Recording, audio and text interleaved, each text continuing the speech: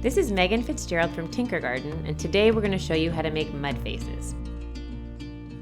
Actually, we're going to do a lot more. We're going to show you how to use making mud faces to teach some bigger lessons about empathy. Making the mud face itself is easy. Gather mud or forest putty and nature treasures for the facial features. Make a mud ball, plop it on a tree or any other surface, and decorate your face. That's it. How to get from that simple activity to a lesson in empathy? Just add a few of the right kinds of questions and prompts. First question I have for you guys is, how are you feeling today? I'm feeling hot. You're feeling hot. I'm feeling cold. I'm feeling cold and angry. Yeah, and sometimes our bodies feel cold. It's totally common for kids to answer this question by talking about their physical feelings, so you may have to be more specific. How are we feeling in our hearts today, would you say? How are you Good. feeling inside? Good. You're feeling angry? I am feeling really happy. I'm feeling great spirited and I'm cold. Great. Next, connect the idea of feelings to faces. Do you know how you can tell how people are feeling? By their faces? By their faces. I thought we might make faces today. That sounds Should we make faces?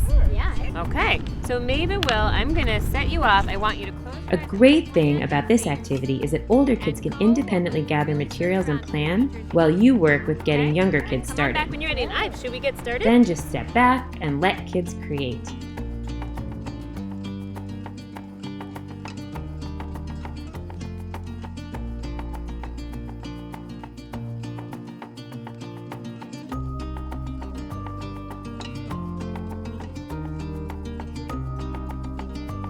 Finally, to really connect making mud faces back to empathy, ask kids to introduce their And faces. this is the bow, this is the hair, and I made two green eyes, and these are the coldness. The coldness that you're feeling in this breezy day.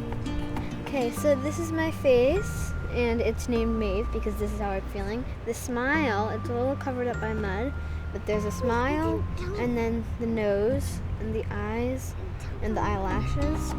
I made two friends, and I decided to both make them happy, so I would feel a little more happy today. As kids talk, you'll hear how they're thinking about the faces they've made and how those faces connect to their own emotions.